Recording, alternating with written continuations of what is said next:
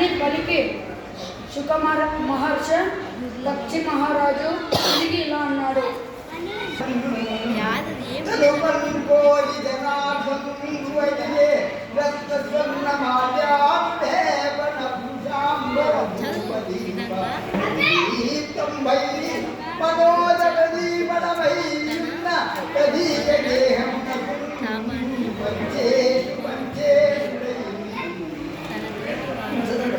అటు పిమ్మట శ్రీకృష్ణమూర్తి తనను ఒళ్ళు కలియోగోరి ఉన్న పూజలు పొందింప అన్నదానికి ఇంటికి వెళ్ళాడు. ఆ సుందరాదేవి మందిరం రత్నములు కూర్చున్న బంగారు సరముల చేత నానా విధములైన పరిమళములను చేర్చి చంద్రద్రవ్యముల చేత ఆభరణముల చేత పుస్తకముల చేత ధూప ద్రవ్యముల చేత దీపముల చేత మన్మధుడు కూడా మొహము పెట్టేటట్టుగా ఉంది.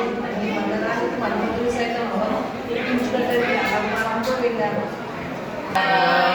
वासुदेव श्रीकृष्ण भक्त प्रिय चक्रपाणि श्रीपद्मनाभाच्युत कैटभारि श्रीराम पद्माक्ष हरे मुरारी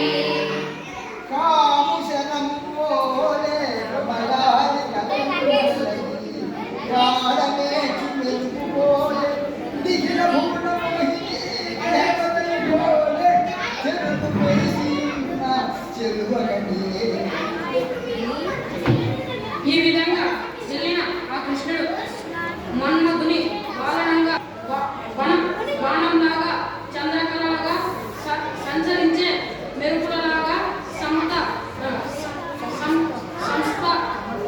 సమస్త లోకాలను మహింపచేసే దేవులలాగా సౌందర్యంతో ప్రార్థించే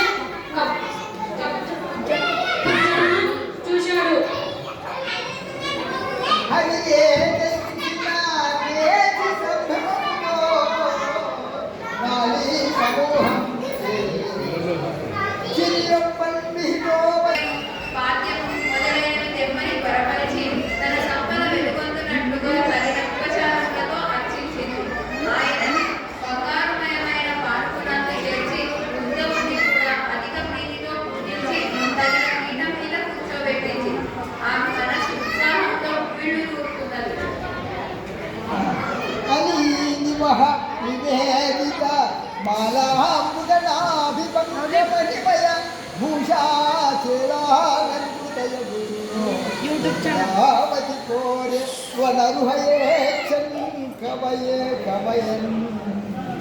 విలాసవంతురాలైన పూజ చెలికత్తెల సమూహం చేత ఇయ్యబడిన పూలదండలు, కస్తూరి కలిపిన చందనం, రత్నములచే అలంకరించబడిన ఆలంబాలు, అందమైన వస్త్రాలు దీని చేత అలంకరింపబడి పుండరీక్షాకుడైన శ్రీకృష్ణమూర్తిని కలయకోరింది.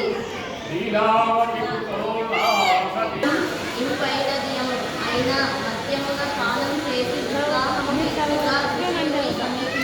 వయసులో బాగా వయసు ఇస్తాను ఎంత అయిపోతారు.